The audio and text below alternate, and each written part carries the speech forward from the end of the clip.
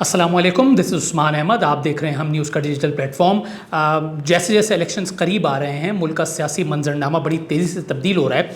आज की गो के सबसे बड़ी खबर तो यही है कि जी तहरीक इंसाफ से जो इंतखाबी निशान बल्ले का वो इलेक्शन कमीशन ने छीन लिया था, वो आज उनको पेशावर हाई कोर्ट से बजरिया पेशावर हाई कोर्ट बहाल हो गया, जिसको तहरीक इंसाफ अपनी बड़ी कामयाबी तस्वुर कर रही है। जो ये माहौल बन रहा है, जो सियासी और इंतखाबी गहमा गहमी का आगाज़ हो चुका है, कागजात नामजदगी की स्क्रूटनीज चल रही है, इस दौरान हमारे जो बड़े बड़े सियासी पंडित हैं, सियासी तज्जिया निगार हैं, वो मुख्तलिफ जो है वो ज़ाविये खींच रहे हैं, मुख्तलिफ सियासी मंजरकशी कर रहे हैं। मैं आज 4 बड़े जो हमारे कॉलम निगार सहाफ़ी हैं, उनके जो मुख्तलिफ और इंटरेस्टिंग कॉलम्स आए गुज़श्ता 2 रोज़ के दरमियान, मैं उन चारों कॉलम्स के ऊपर आज बात करूँगा। चारों के चारों बड़े इंटरेस्टिंग कॉलम्स हैं, जो कॉलम निगार हैं हमारे, जिनके ऊपर मैं बात करूँगा। जावेद चौधरी साहब हैं, इरफान सिद्दीकी साहब हैं, जो कि कॉलम निगार हैं और साथ साथ नून लीग के सीनियर रहनुमा भी हैं। सुहेल वड़ाइच साहब हैं, बहुत बड़ा नाम है, उनके कॉलम के ऊपर भी बात करूँगा।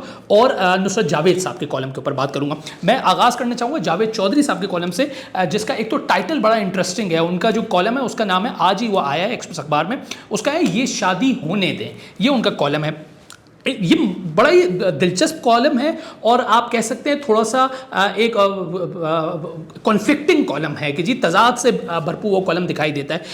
तफसीली कॉलम है, लेकिन मैंने उसके कुछ नुकात जो हैं वो मुंतखब किए हैं। जावेद चौधरी साहब फरमाते हैं कि फ़ौज ने 1977, उन्होंने मवाजना किया है कि जी फ़ौज ने जब भुट्टो साहब को जो है उनको हटाया था 1977 में मार्शल्ला लगाकर और फिर उनको फांसी दी थी, तो उसके बाद बज़ाहिर भुट्टो साहब और पीपल्स पार्टी की ताकत मज़ीद बढ़ गई थी, तवाना हो गई थी। और कहते हैं कि भुट्टो आज भी जिंदा है और पीपल्स पार्टी की जो जरदारी फैमिली की कई नस्लें हैं, तीसरी नस्ल है, वो इस वक्त भी इख्तिदार के अंदर गाहे बगाहे मौजूद रही है और उम्मीद है कि आगे भी चलती रहेगी।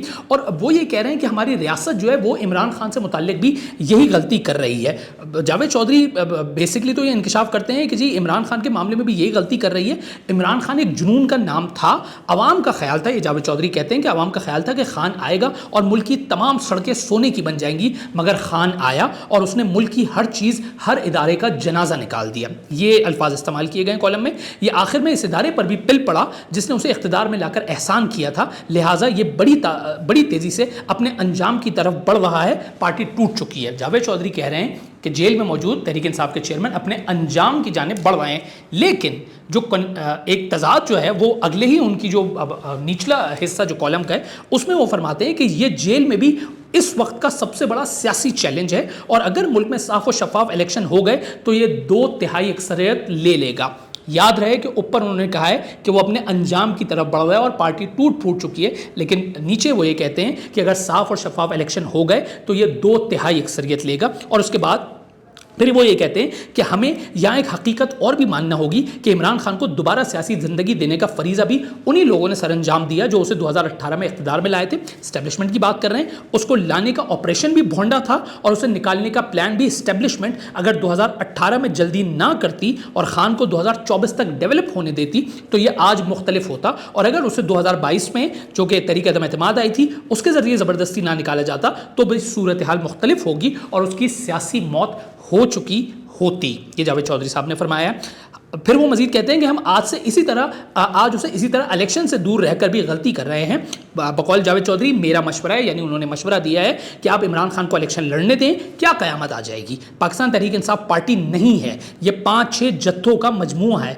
आप आज उन्हें इलेक्शन लड़ने दें, ये आपस में लड़ कर मर जाएंगे। इमरान खान अगर वकला को टिकट देता है तो उसके सियासी उम्मीदवार डंडे उठा लेंगे और अगर ये सियासी वर्कर्स को टिकट देगा तो वकला नाराज़ होकर घर बैठ जाएंगे और उसे पेशी के लिए भी वकील नहीं मिलेंगे। ये एक उन्होंने इमरान खान के हवाले से मंजर कशी की है। जावेद चौधरी मजीद कहते हैं आगे चल के कि 9 मई और 10 मई के वाक़यात के बाद आवाम भी डर गए हैं और अगर खान उन्हें बाहर निकलने की दावत भी देगा तो वो नहीं निकलेगी। ये उन्होंने आवाम के बारे में पेशगोई की है। साथ साथ वो ये कहते हैं कि पंजाब में इस्तेहकाम पाकिस्तान पार्टी भी आ गई है और खैबर पख्तूनख्वा में परवेज़ खटक की जो PTI पार्लियामेंटेरियंस है वो भी आ गई है। और अगर लेट्स सपोज ये दोनों जो पार्टी है ये इख्तिदार में नहीं भी आएंगे तो ये तहरीक इंसाफ, ये इमरान खान का वोट बैंक ज़रूर तोड़ देंगे और इससे इलेक्शन का फ़ायदा किनको होगा, उन्हीं को होगा जो कि इलेक्शन जिस तरह करवाना चाहते हैं। इसलिए लिहाजा वो कहते हैं आपको खौफ किस बात का है, आप इसे रोक कर इसके खिलाफ मुकदमे बनाकर और उम्मीदवारों से कागजात छीन कर इमरान खान को हीरो बना रहे हैं और उसके कद में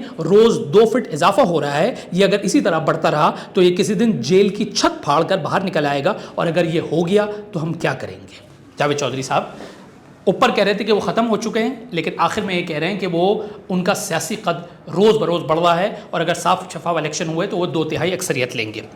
فیصلہ جاوید چودھری کے کالم کے حوالے سے آپ ہمارے قارئین اور ناظرین خود ہی کر سکتے ہیں۔ پھر میں ذکر کروں گا نصرت جاوید صاحب کا کالم ہے تحریک انصاف کی انتخابات کے لیے حکمت عملی، بہت انٹرسٹنگ کالم ہے، اور انہوں نے بظاہر خبریت سے بھرپور یہ کالم ہے۔ وہ یہ کہتے ہیں کہ خاص طور پر انہوں نے ذکر کیا کہ جس طرح کاغذات نامزدگی جمع کرائیں، اور جو فگر آیا ہے تحریک انصاف سب سے زیادہ کاغذات نامزدگی جمع کرانے والی جماعت بن چکی ہے، تقریباً 2400 کے قریب جو ہے انہوں نے کاغذات نامزدگی جمع کرائیں۔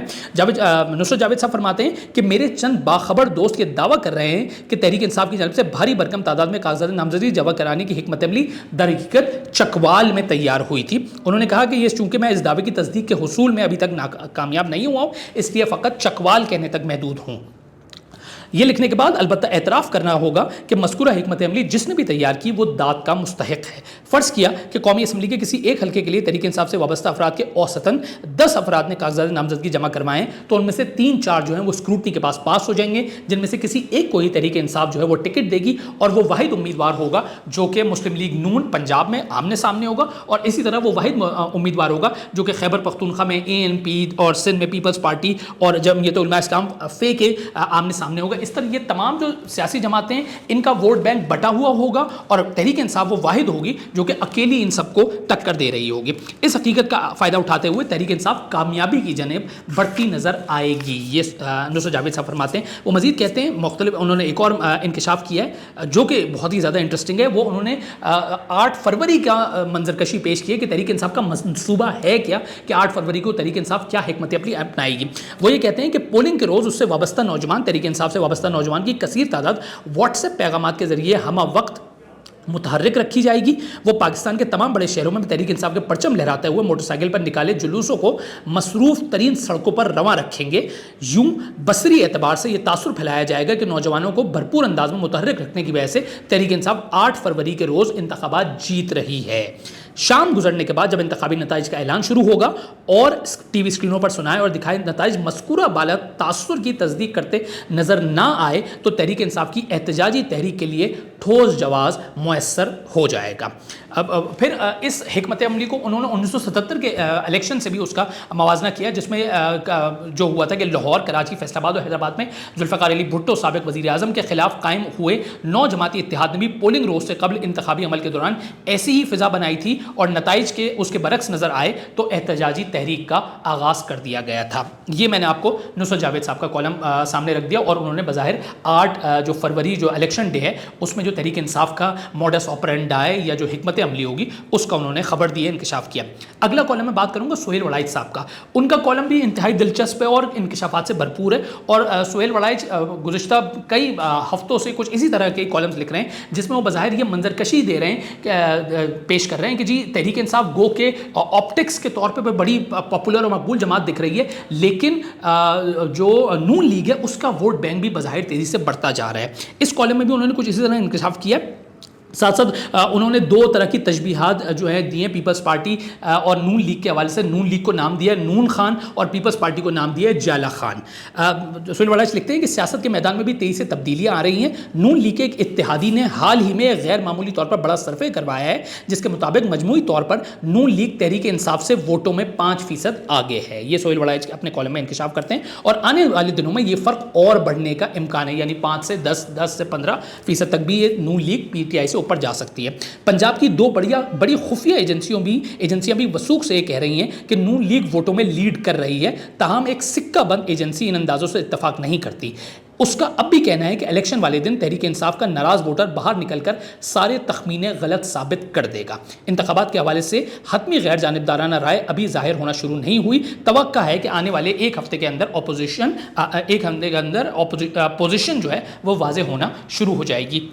یہ سہیل صاحب نے منظر کشی کی ہے۔ ساتھ ساتھ انہوں نے ایک نواز شریف کے حوالے سے بھی انہوں نے انکشاف کیا ہے کہ نواز شریف، جو کہ ہم بارہا کہہ رہے ہیں کہ نواز شریف چاہتے ہیں کہ ان کو کمپلیٹ میجورٹی دی جائے، ان کو 2/3 اکثریت دی جائے، یا ان کو ایٹ لیسٹ جو ہے وہ سادہ اکثریت دلوائی جائے، کیونکہ وہ 16 ماہ کی جو مخلوط حکومت تھی اس طرح کی وہ حکومت نہیں چاہتے۔ وہ یہ چاہتے ہیں کہ ان کو مکمل اتھارٹی دی جائے، اور وہ کیونکہ وہ سمجھتے ہیں، ساتھ ساتھ سہیل وڑائچ یہ بھی کہتے ہیں کہ نواز شریف کی اب سوچ میں یہ بھی ایک تاثر پننا شروع ہو گیا ہے کہ وہ سمجھتے ہیں کہ جو مقتدرہ جو ہے یعنی ہماری جو اسٹیبلشمنٹ ہے وہ اور حکومت کو مل کر 10 سال محنت کرنی ہوگی، اور ساتھ ساتھ نواز شریف کی رائے میں یہ بھی ہے کہ مقتدرہ کے سربراہ کی امانت اور دیانت مثالی ہے، یہاں پہ آرمی چیف کی بات ہو رہی ہے، ان کی امانت دیانت مثالی ہے، اور نونی خان کو لگتا ہے کہ پہلی دفعہ مقتدرہ اور سیاستدان مل کر ملک کی ہچکولے کھاتی کشتی پار لگا سکتے ہیں۔ سہیل وڑائچ آگے چل کے کہتے ہیں کہ تحریک انصاف شاید اپنے امیدواروں کے انتخاب میں اتنی محنت نہ کر سکے جتنی نون لیگ کر رہی ہے، تحریک انصاف کو تو جو بھی امیدوار اسکروٹنی کے بعد مناسب لگے گا اسے اپنانا پڑے گا۔ لاہور میں زیادہ ٹکٹس بکلا ہی کو ملنے کا امکان ہے، لطیف کھوسا، سلمان اکرم راجہ اس حوالے سے فرنٹ رنرز ہیں۔ سہیل وڑائچ ساتھ یہ بھی کہتے ہیں کہ جو خیبر پختونخوا ہے وہ بظاہر ابھی بھی تحریک انصاف کا آپ سمجھتے ہیں کہ وہ قلعہ ہے یا تحریک انصاف کا توتی وہاں پہ بول رہا ہے، اور وہاں پہ جو بھی دیگر جو پارٹی ہیں ان کو تحریک انصاف بھرپور ٹف ٹائم دے گی۔ یہ میں نے سہیل وڑائچ صاحب کے کالم کا آپ کے سامنے احوال پیش کیا۔ اب میں بات کروں گا عرفان صدیقی صاحب کی۔ ہم نے حالیہ دنوں میں دیکھا ہے کہ عرفان صدیقی اور سہیل وڑائچ کے درمیان ایک مکالموں کی یا کالمز کی ایک جنگ بھی ہوئی ہے۔ عرفان صدیقی صاحب اپنے اس چیز پر ڈٹے ہوئے ہیں کہ 9 مئی کے اندر جو پارٹی ملوث ہے اس کو کسی طور پر الیکشن میں اسپیس یا لیول پلینگ فیلڈ نہیں دینی چاہیے، جبکہ سہیل وڑائچ صاحب یہ کہتے ہیں کہ جی عمران خان کو بھی اس الیکشن مہم کا حصہ بنانا چاہیے اور ان سے مفاہمت کرنی چاہیے اور ان کو بھی لچک دکھانی چاہیے، جو بظاہر ابھی تک ہمیں دکھائی نہیں دے رہا ہے۔ اب ہم بات کریں گے عرفان صدیقی کالم کے۔ انہوں نے جو 6 جنوری امریکہ میں ڈونلڈ ٹرمپ کی جو پارٹی نے کیا تھا وہاں پر کانگریس کی عمارت میں جس طرح حلہ بولا تھا، اس سے انہوں نے 9 مئی کا موازنہ کیا ہے کہ یہ دونوں واقعات ایک جیسے ہیں، تقریباً میں مماثلت ہے، اور وہاں پہ جو ہوا ہے 6 جنوری میں ملوث افراد کے ساتھ ویسا ہی 9 مئی میں ملوث افراد کے ساتھ کیوں نہیں ہو رہا اور کیوں ان کو سپیس دی جا رہی ہے۔ عرفان صدیقی لکھتے ہیں، کالم کا نام ہے امریکہ کا 6 جنوری اور ہمارا 9 مئی۔ وہ یہ لکھتے ہیں کہ 9 مئی کے حوالے سے تحریک انصاف کا معاملہ ایک گورکھ دھندا بنتا جا رہا ہے، تو کیا یہ محض ایک وہم ہے یا واہمہ تھا؟ کوئی اشتباہ نظر تھا؟ کسی جادوگر کی ساحری تھی جس نے ہماری آنکھوں اور دل و دماغ میں کچھ نقوش ثبت کر دیے اور ہم ان تخیلاتی ہیولوں کو حقیقی مناظر سمجھ بیٹھے؟ اگر ایسا نہیں اور تحریک انصاف واقعی 9 مئی کو دفاعی تنصیبات پر حملوں کے ذریعے فوج میں بغاوت ابھارنے اور آرمی چیف کا تختہ الٹ کر انقلاب برپا کرنے کی سازش کا حصہ تھی، تو 7 ماہ سے زائد کا عرصہ گزر جانے کے باوجود اتنی بڑی باغیانہ واردات کی تمام تر جزیات کیوں سامنے نہیں آ رہی یا نہیں لائی جا رہی؟ اس کے منصوبہ سازوں کے چہروں پر ابھی تک کیوں پردہ پڑا ہوا ہے؟ سازش کی تمام کڑیاں جوڑ کر پوری کہانی کیوں نہیں کہی جا رہی؟ پھر وہ حوالہ دیتے ہیں جو ڈونلڈ ٹرمپ کے حوالے سے فیصلہ آیا گزشتہ ہفتے امریکی سیاست کولوراڈو میں کی سپریم کورٹ نے فیصلہ دیا اور ڈونلڈ ٹرمپ کو اگلے جو انتخابات ہیں اس کے لیے نااہل کر دیا، آلدو ان کے پاس آپشن ہے اس کیس میں اپیل کا، اور وہ آئندہ بیسکلی تو نااہل کیا۔ اور اس متعلق یہ بات کی گئی ہے کہ امریکی انتخابات جو ماضی گزشتہ انتخابات ہوئے ہیں ان میں جو بائیڈن کی کامیابی پر سیخ پا اور غصے سے بھرے ہوئے ڈونلڈ ٹرمپ نے اپنے فدائیین کو اکسایا کہ وہ احتجاج کے لیے واشنگٹن کا رخ کریں۔ مشتعل ہجوم نے 6 جنوری 2021 کو امریکی پارلیمنٹ یا کیپٹل ہل پر ہلہ بول ڈالا، 2000 کے لگ بھگ شرپسند عمارت میں گھس گئے، توڑ پھوڑ اور ہلڑ بازی کی۔ وہ دن ہے اور آج کا دن ہے، وہاں کی ریاست چین سے نہیں بیٹھی ہے اور ایوان نمائندگان نے 9 ارکان پر مشتمل 6 جنوری تحقیقاتی کمیٹی قائم کی۔ اس کمیٹی نے 1000 سے زائد شہادتیں قلم بند کی، 10 لاکھ سے زیادہ دستاویزات کا جائزہ لیا، 2 لاکھ امریکی شہریوں نے ویڈیوز فراہم کی۔